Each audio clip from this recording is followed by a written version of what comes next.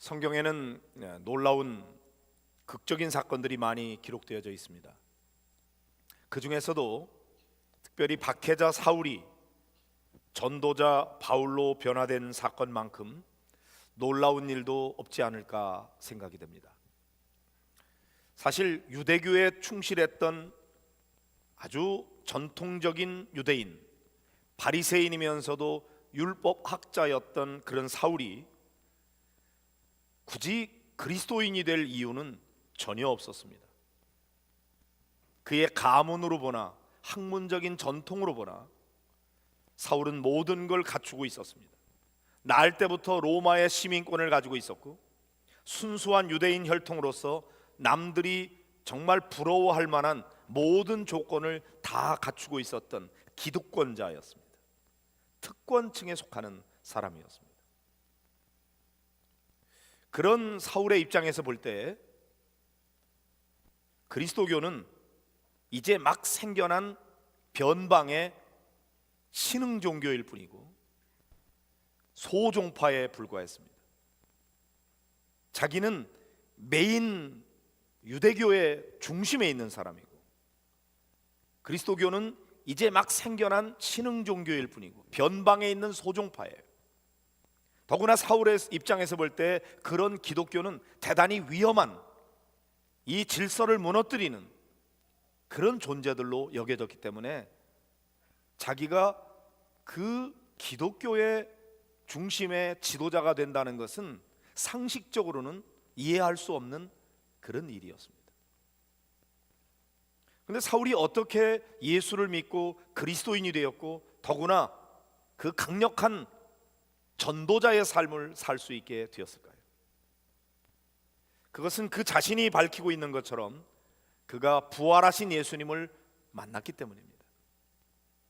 만일 바울에게서 부활하신 예수님을 만난 사건이 없었다면 그는 여러 가지 정황으로 볼 때 절대로 그리스도인이 될 수 없는 철저한 유대교인이었습니다. 그러니까 바울이 회심해서 그리스도인이 되었다고 하는 이 사실 자체가 예수님이 부활하셨다고 하는 또 다른 분명한 증거가 된다고 할 수가 있겠습니다. 부활하신 예수님을 만나지 못했다면 사울은 절대로 그리스도인이 될 수 없는 그런 조건을 갖추고 있었기 때문이죠.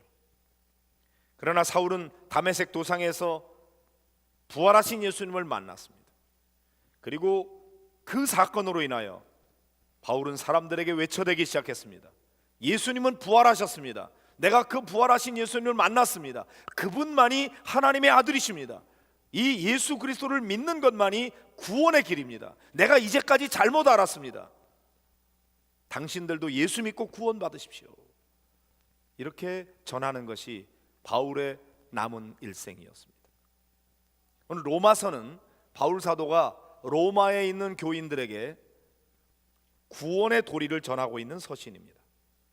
인간은 모두가 다 죄인인데 예수 그리스도께서 우리의 죄를 대신 짊어지시고 십자가에 달려 돌아가셨습니다. 그리고 우리를 죄로부터 구원해 주셨습니다. 예수님은 바로 대속제물이십니다. 그를 믿는 자마다 누구든지 하나님의 자녀가 될 수가 있습니다. 이렇게 전하고 있는 것이 로마서의 말씀입니다. 자, 오늘 9장에 있는 말씀 1절부터 3절까지 한번 읽어보도록 하겠습니다. 같이 보실까요? 내가 그리스도 안에서 참말을 하고 거짓말을 아니하노라. 나에게 큰 근심이 있는 것과 마음에 그치지 않는 고통이 있는 것을 내 양심이 성령 안에서 나와 더불어 증언하노니, 나의 형제 곧 고륙의 친척을 위하여 내 자신이 저주를 받아 그리스도에게서 끊어질지라도 원하는 바로라. 자, 바울은 아주 간곡하고 진실한 말로 자신의 심정을 증언하고 있습니다. 얼마나 간절한 마음으로 자신의 말이 진실임을 알아주기를 바랐으면은 내가 그리스도 안에서 참말을 하고 거짓말을 아니하노라 그렇게 말했겠습니까? 더구나 내 양심이 성령 안에서 나와 더불어 증언한다고. 내가 정말 양심껏 얘기하는데 내 말 하는 거 거짓말 아니다, 이거 참말이다, 제발 좀 믿어달라, 이 진심을 알아달라고 하는 그런 마음으로 지금 이야기하고 있는 것입니다. 그러면 바울이 그렇게 진심으로 얘기하고 싶은 내용이 뭔가요? 그것은 자기 안에 큰 근심이 있다는 것입니다. 그치지 않는 고통이 있다고 말합니다. 여기까지 딱 끊고서 한번 로마서 8장과 9장을 이어서 한번 생각해 보십시다. 로마서 8장에서는 바울 사도가 뭘 얘기했는지, 지금 로마서 9장에 넘어와서 바울이 뭘 얘기하고 있는지, 이 둘이 너무나 대조적이거든요. 지금 9장에서 뭘 이야기하고 있죠? 나는 너무 근심이 큽니다. 나에게 그치지 않는 고통이 있습니다. 굉장히 어두운 면을 이야기하고 있는 것입니다. 근데 8장에는 이런 분위기하고는 전혀 달라요. 너무나 신나고 밝고 이렇게 끝나고 있거든요. 왜요? 8장에 얘기하고 있는 것은 자신을 향한 그리스도의 사랑에 대한 확신 때문에 그런 거죠. 모두가 다 죄인인데 자기가 죄인이라는 걸 알게 된 거죠. 나는 사실 바르게 살려고 애를 씁니다. 근데 내가 원하는 대로 내 마음은 선을 행하고 싶고 의롭게 살고 싶은데 실제적인 내 삶은 그렇게 살지 못합니다. 왜 내가 원하는 선을 하지 않고 나는 원하지도 않는 악한 삶을 살까요? 누가 나를 이 사망의 몸에서 건져낼 수 있을까요? 오호라 나는 곤고한 사람이로다. 이렇게 탄식하는 내용이 로마서 7장에 기록되어 있는데 8장으로 넘어가면서부터 나는 도저히 구원받을 수 없는 이런 죄와 사망의 법 아래 놓여 있는 나를 성령께서 생명의 법으로 나를 죄와 사망의 법에서 해방시켜 주셨다고, 성령만이 우리를 구원해 주신다고, 성령께서 내 안에 그리스도가 계시고 그리스도가 주인인 것을 증언해 주신다고, 그러면서 성령이 나에게 깨우쳐 주신 믿음은 뭐냐? 하나님이 놀라운 사랑이시라는 거죠. 하나님은 우리를 얼마나 사랑하시는가? 죄인을 위해서 독생자를 내어주시고 그 독생자 예수 그리스도께서 우리를 위하여 십자가에 달려 죽기까지 죄인을 사랑하신다는 거죠. 그런데 하나님께서 독생자의 생명을 내어주시기까지 하셨는데 모인들 아까워서 하나님이 주시지 않을 것이 있겠느냐? 한번 생각해봐라. 그리고 주님께서 우리를 위하시는데, 우리 편이 되어주시는데 누가 우리를 대적할 자가 있겠느냐? 그리고 하나님께서 우리의 믿음을 보시고 우리를 의롭다고 하시는데 누가 우리를 죄인이라고 정죄할 자가 있겠느냐? 아무도 우리를 정죄할 수가 없다. 우리를 향한 하나님의 사랑은 영원하고 이 사랑은 절대로 끊어지지 않는다. 비록 우리의 삶에 핍박이 있고 환난이 있고 심지어 우리가 죽는 일이 있다고 할지라도 그것은 하나님의 사랑이 끊어졌다는 증거가 될 수가 없다. 하나님의 사랑은 영원하다. 하나님의 사랑은 절대로 끊어지지 않는다. 그러면서 바울 사도가 막 흥분해서 정말 눈물을 흘려가면서 왜 나를 이토록 사랑하시는가, 그 놀라운 주님의 사랑에 대해서 감격하며 찬송하며 영광을 돌리고 끝내는 것이 로마서 8장입니다. 그런데 이렇게 감사하며 찬양하며 영광을 돌린 8장 이후에 9장에 가가지고 왜 갑자기 바울 사도가 나는 근심이 너무나 큽니다. 내 마음에 그치지 않는 고통이 있습니다. 왜 그렇게 이야기할까요? 그것은 바로 바울의 형제, 고륙의 친척, 그 유대인들이 예수를 믿지 않는다는 이유 때문에 바울은 이렇게 고통하고 있는 것입니다. 그러니까 자기 자신이 구원받은 기쁨과 감격, 이런 거에 비해서 이 놀라운 구원을 알지 못하는 고륙의 친척을 생각하니 너무나 괴롭다는 거죠. 이거 동전의 양면입니다. 우리 그리스도인들은 누구나 다 나를 사랑하시는 하나님의 사랑, 나를 위해서 나의 구원을 이루기 위해서 하나님이 치르신 십자가의 고통, 그거 생각할 때 너무나 감사한 거예요. 내가 뭔데 하나님이 나를 이토록 사랑하시는가? 왜 나를 위해서 독생자의 생명까지 희생하셨는가? 어찌 나를 이렇도록 사랑하신다는 말인가? 웬 은혜인가? 웬 감사인가? 그래서 감사하면서 찬송하고 기뻐하며 찬양하고 영광을 돌리는 거예요. 이게 그리스도인입니다. 여러분에게도 그 기쁨이 있으십니까? 여러분에게도 그 감격이 있기를 주의 이름으로 축복합니다. 그렇구나. 나는 예수 그리스도의 십자가의 사랑 없이는 멸망받아 마땅한 존재인데 하나님께서 나를 사랑하셔서 독생자를 내어주시고 나를 구원해 주셨구나. 어떻게 나를 이토록 사랑하시는가? 왜 나에게 이런 은혜를 베풀어 주시는가? 너무너무 감사해. 그래서 막 눈물을 흘리며 감격하고 기뻐하며 찬양하고, 그래서 우리의 예배는 이런 하나의 축제가 되어야 되는 것입니다. 기쁨과 감사와 찬양으로 어쩔 줄 몰라 하는 거죠. 하나님 너무 감사합니다. 나를 이토록 사랑해 주시다니, 그리고 이 놀라운 사랑을 변함없이 우리에게 베풀어 주시다니 너무나 감사합니다. 그렇게 감사하는 건데, 동시에 나만 구원받았다고 기뻐만 할 수 없는 바울의 심정은 큰 근심과 고통으로 나타납니다. 바울의 마음에 이스라엘 백성들이 구원받기를 얼마나 간절히 원하는지, 만약에 나의 동족이 구원을 받을 수만 있다면 나는 저주를 받아서 그리스도에게서 끊어질지라도 원하는 바다. 그렇게 간절한 마음으로 바울 사도가 민족의 구원을 받기를 원하고 있습니다. 여기서 우리가 오해하지 말아야 되는 것은 바울 사도가 자신의 구원을 소홀히 여기고 있는 것이 아닌 것입니다.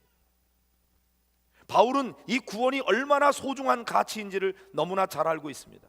자기의 구원을 위해서 하나님이 행하신 그 희생이 얼마나 큰지, 나에게 베풀어 주신 은혜가 얼마나 큰지, 얼마나 엄청난 대가를 치루었는지, 그래서 내가 구원받았다고 하는 사실을 잘 알고 있습니다.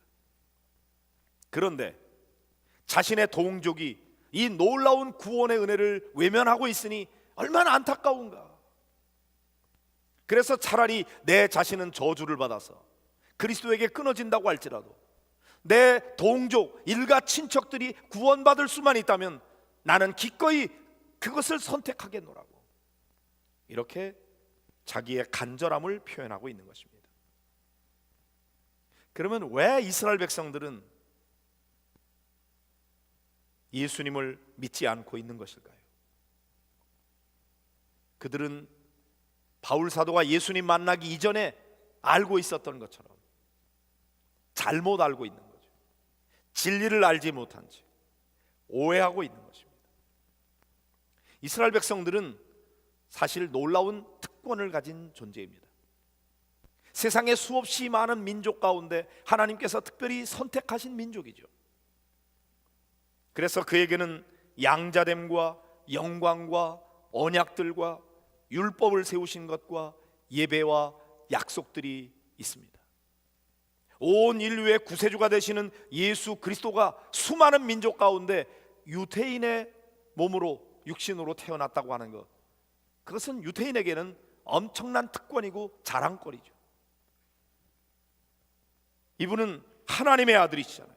만물 위에 계셔서 세세에 찬양받으실 하나님이신데, 그 하나님이 하필이면 수많은 민족 가운데 왜 유대인으로 태어났는가?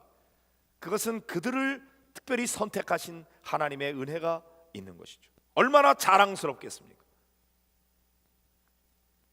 그러니까 세계 모든 민족 가운데 가장 위대하고 뛰어난 민족으로 자기 혈통에 대해서, 자기 가문에 대해서 자부심을 가지고 있는 거죠. 유대인들은 전부 다 그렇습니다. 그런데 이스라엘 백성들은 그들에게 주신 이 놀라운 은혜와 특권만 자랑할 뿐 정작 예수 그리스도는 믿지 않고 있는 것입니다. 자기들의 가문과 혈통만 자랑하고 있어요. 우리는 아브라함의 자손이다, 그것만 자랑하지. 바울이 볼 때 육신적으로 아브라함의 자손이라고 해서 자동으로 구원받은 하나님의 자녀가 되는 건 아니었어요. 자기가 예전에는, 예수 만나기 전에는 유대인의 혈통이라고 하는 거, 그들에게 주어진 율법이라고 하는 거, 이것이 전부라고 생각했거든요. 그런데 예수님을 만나고 보니까 그게 아니었어요. 오직 하나님의 약속에 의해서 난 자라만 하나님의 자녀지, 혈통으로 아브라함의 자손으로 태어났다고 다 하나님의 자녀는 아닌 것입니다. 바울은 이것을 깨달았어요. 그래서 이스마엘과 이삭을 비교하면서 설명하고 있습니다. 이스마엘, 이삭 모두가 다 아브라함의 씨인 것은 틀림없는 사실입니다. 그러나 하나님의 약속에 의해서 태어난 씨는 오직 이삭뿐입니다. 그러므로 오직 이삭으로부터 난 자만이 진정한 약속의 자녀인 것이죠. 그러니까 아브라함의 자손이라고 해서 그냥 구원받은 하나님의 자녀가 되는 것이 아니라 우리의 대속주가 되시는 예수 그리스도를 믿을 때 구원을 받게 되는 것, 이 놀라운 진리를 바울이 비로소 깨닫게 됐어요.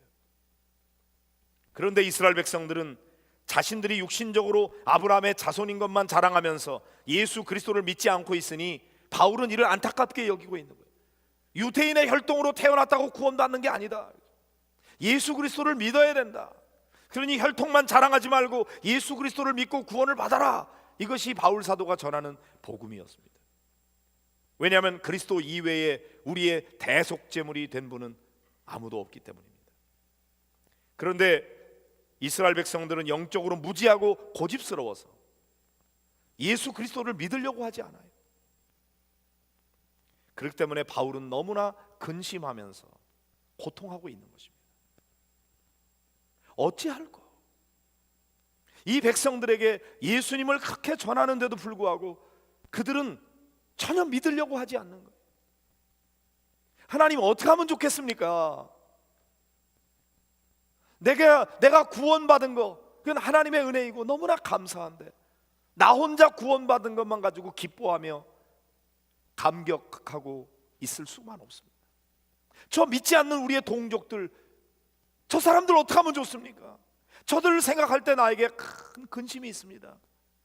저들이 믿지 않고 있으니 이 고통이 나에게 그치지 않습니다. 저들 다 멸망해 가는 것을 보니 너무너무 안타깝습니다. 저들을 좀 구원해 주십시오. 만약에 저들이 구원받을 수만 있다면 나는 저주를 받아서 그리스도에게 끊어질지라도 괜찮습니다. 저들을 구원해 주십시오.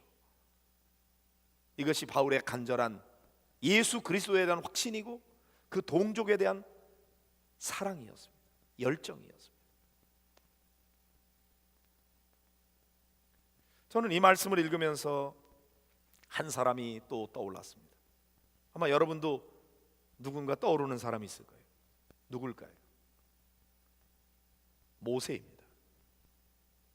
출애굽기 32장에 보면은 모세가 하나님의 부름을 받아서 시내 산에 올라가서 하나님을 배우면서 하나님께로부터 십계명 돌판을 받고 율법을 받는 너무나 신비스러운 영적인 시간들을 갖게 됩니다. 그가 하나님과 대면하여 보게 될 때 하나님의 영광을 보고 내려오는 그 모세의 얼굴에 광채가 빛나서 사람들이 쳐다볼 수 없을 정도로 너무나 은혜 충만한 시간을 가지고 있었어요. 그런데 그때 이스라엘 백성들은 뭐 했죠? 밑에서 금송아지를 만들어 놓고 그것이 자기들을 인도한 신이라고 그것을 숭배하고 있었습니다. 하나님께서 이스라엘 백성들을 얼마나 사랑하시는데 그 백성들이 하나님을 배신하고 우상을 만들어 놓고 그것을 섬기는 것은 하나님의 마음에 견딜 수 없는 질투심이 일어났습니다. 사랑의 다른 표현이죠. 어떻게 다른 사람들은 모르겠는데 너희들이 그럴 수 있단 말이냐? 내가 너희들에게 베푼 은혜와 사랑이 얼마나 큰데.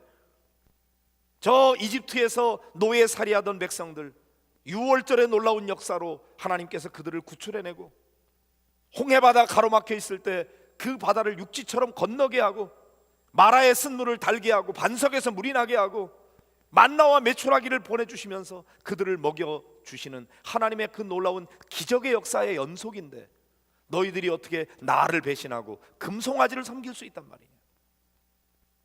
하나님의 마음에 너무나 아픔이 있었어요. 그리고는 그런 죄에 빠진 인간에게 대해서 하나님이 진노하시는 것은 공의로운 하나님으로서는 당연한 일이었습니다. 모세도 그걸 알고 있었어요. 하나님 옳습니다. 이 백성들이 잘못한 건 맞습니다. 그러나 하나님, 그러면서 출애굽기 32장 32절에 모세가 이렇게 기도하고 있습니다. 같이 보실까요? 그러나 이제 그들의 죄를 사하시옵소서. 그렇지 아니하시오면 원하건대 주께서 기록하신 책에서 내 이름을 지워버려 주옵소서. 이 얼마나 비장한 지도자의 간절한 기도입니까? 만일 자기 민족이 죄를 범한 일로 인해서 하나님께서 이들에게 진노하시고 이들을 멸하신다면 나 혼자만 구원받는 게 무슨 의미가 있습니까? 나 구원받았다고 기뻐만 할 수 없습니다. 그러니 하나님, 차라리 내 이름도 하나님이 기록하신 생명책에서 지워버려 주십시오. 하나님이 내 이름을 아끼셔서 나를 구원하신다면 이 백성도 잘못한 게 맞지만, 그래서 하나님의 공의에 따라서 그들을 심판하는 것이 너무나 정당한 일이지만, 그러나 하나님, 저를 봐서 한 번만 용서해 주시면 안 되겠습니까? 이 백성들을 좀 구원해 주십시오. 용서해 주십시오. 그들의 죄를 사하여 주십시오. 만약에 그렇게 못하시겠다면 내 이름도 지워버려 주십시오. 지금 모세는 하나님 앞에 막 떼를 써가면서 나를 봐서라도 하나님, 이 백성들의 죄에 대해서 심판하지 마시고 한번 용서해 주시기를 바랍니다. 간절한 마음으로 기도하고 있는 이 중보 기도자의 마음이 모세에게 있는 것이죠. 저는 오늘 로마서 9장에서 바울의 그 말씀을 읽으면서 모세의 심정이 같이 오버랩이 됐어요. 바울은 어떻습니까? 나는 박해자이고 핍박자이고 포행자이고, 나는 예수 믿는 사람 잡아가두고 핍박했던 사람인데 어찌 날 사랑하셔서 나를 구원해 주시고 나에게 복음의 놀라운 비밀을 주셔서 나로 하여금 복음을 전하는 전도자가 되게 해주셨습니까? 웬 은혜입니까? 웬 감사한 일입니까? 그래서 너무 감격하고 기뻐하고 어쩔 줄 모르지만, 하나님, 나만 구원받고 내 동족들이 다 멸망을 받는다면 나 혼자 구원받는 게 무슨 의미가 있단 말입니까? 그러니 하나님, 내 자신이 그리스도에게서 끊어질지라도 내 백성들, 내 동족들, 우리 민족, 우리 믿지 않는 일가 친척들 구원시켜 주신다면 기꺼이 나는 주님에게서 끊어질지라도 그걸 원합니다.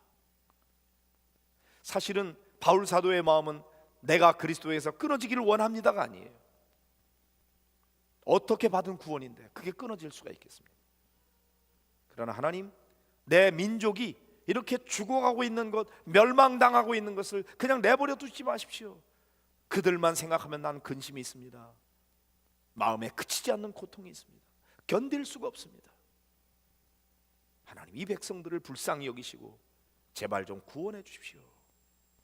이것이 바울의 간절한 소원이었습니다. 오늘 여러분들에게 그런 그리스도에 대한 확신이 있으십니까? 예수 그리스도로 말미암아 우리가 죄로부터 구원함을 얻고 하나님의 자녀가 된다는 것, 다른 길이 없다는 것. 그래서 예수님을 믿음으로 말미암아 내가 구원받게 된 것이 얼마나 놀라운 은혜요 축복인지, 이 은혜로 인해서 감격하고 기뻐하는 그런 확신이 여러분에게 있으시기를 주의 이름으로 축복합니다. 그 놀라운 구원의 감격이 동시에 또 어떤 것으로 나타납니까? 믿지 않는 우리의 가족들, 저들이 멸망의 길로 가고 있는 것을 바라볼 때 그냥 보고만 있을 수가 없는 거죠. 내일 모레 설을 맞이합니다. 설 명절에 가족들을 만나게 될 겁니다. 아마 여러분 가족들 가운데는 온 가족이 다 예수를 믿어 일가 친척들까지 다 함께 모여서 하나님을 찬송하며 예배하는 그런 오직 예수 그리스도로 하나로 똘똘 뭉쳐진 그런 가정이 있을 겁니다. 얼마나 부러운 가정인지. 그러나 그런 가정이 몇 가정이나 될까요? 아마 더 많은 가정들은, 몇몇 가족들은 예수를 믿고 있지만 믿지 않는 가족들이 많이 있어요. 일가 친척들을 만날 때 그들은 하나님을 알지 못하고 여전히 우상을 숭배하고 그런 자들을 만날 때 여러분 마음에 근심이 있고 고통이 있지 않습니까? 같이 예수 믿으면 좋겠는데, 그래서 그들에게 복음을 전하지만 그들이 구원받는 일이 그렇게 쉽게 이루어지지 않아서 그것 때문에 마음에 그치지 않는 고통을 가지고 명절에 기뻐만 할 수 없는 그런 분들이 많이 있을 겁니다.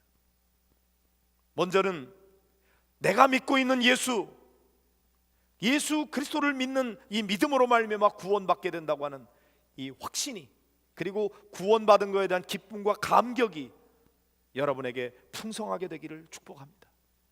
그 마음 가지고 내가 믿고 구원받으니까 이렇게 좋은데, 이 놀라운 하나님의 나라를 경험했는데 믿지 않는 저 가족들을 바라볼 때 너무나 불쌍해, 안타까운 마음으로 그들에게 복음을 전할 수 있는 여러분들이 되실 수 있기를 바랍니다.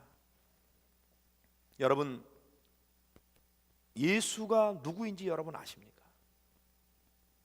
여러분은 예수님을 어떻게 믿고 있습니까? 예수님을 믿음으로 말미암아 여러분의 삶에는 어떤 변화가 일어났습니까? 믿지 않는 가족들에게 여러분은 예수님을 뭐라고 전할 것입니까? 왜 예수를 믿어야 된다고 이야기할 것입니까? 예수 믿으면 어떻게 된다고 여러분이 전할 것입니까? 그냥 예수 믿으면 좋아, 근데 예수 믿고 보니까 너무 좋아, 그런데 어떻게 설명해야 될지를 잘 모르지 않습니까? 그럼 어떻게 해야 돼요? 그런 분들을 위해서 우리 교회에 삶 공부가 있는 거예요. 오늘 다 삶 공부 신청하세요.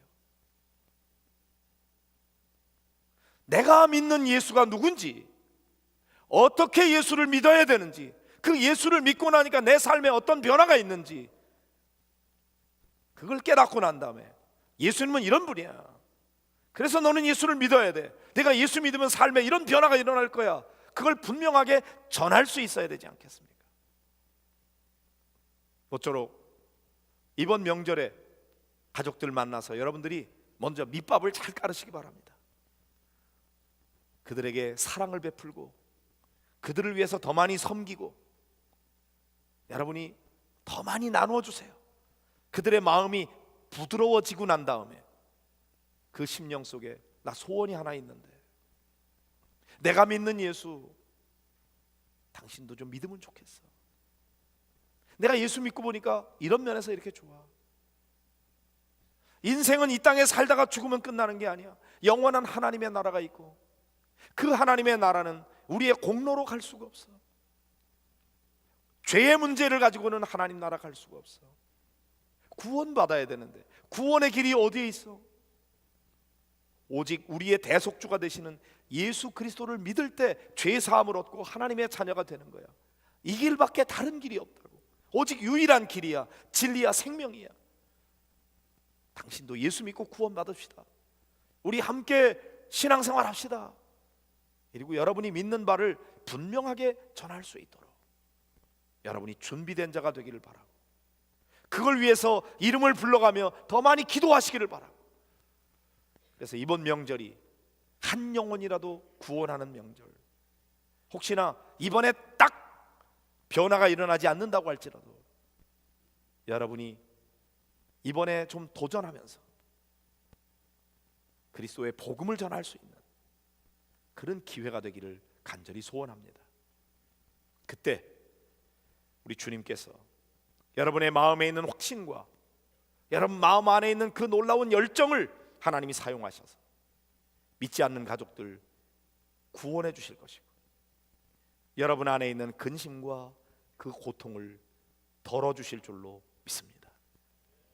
모쪼록 이런 은혜가 저와 여러분 가운데 충만하시기를 주님의 이름으로 축복합니다.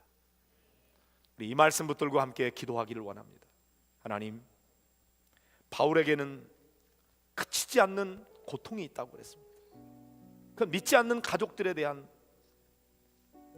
간절한 열망 때문입니다. 성령이 자기 양심과 더불어 증언한다고 했습니다. 고륙의 친척들이 구원받기를 원하는 이 바울의 마음, 그리스도에 대한 확신, 동족에 대한 사랑, 그 마음을 우리에게도 부어주시고, 하나님, 우리를 통해서 구원받는 사람이 한 사람이라도 더 늘어나는 그런 은혜를 주시옵소서. 우리 다 같이 함께 기도하도록 하겠습니다.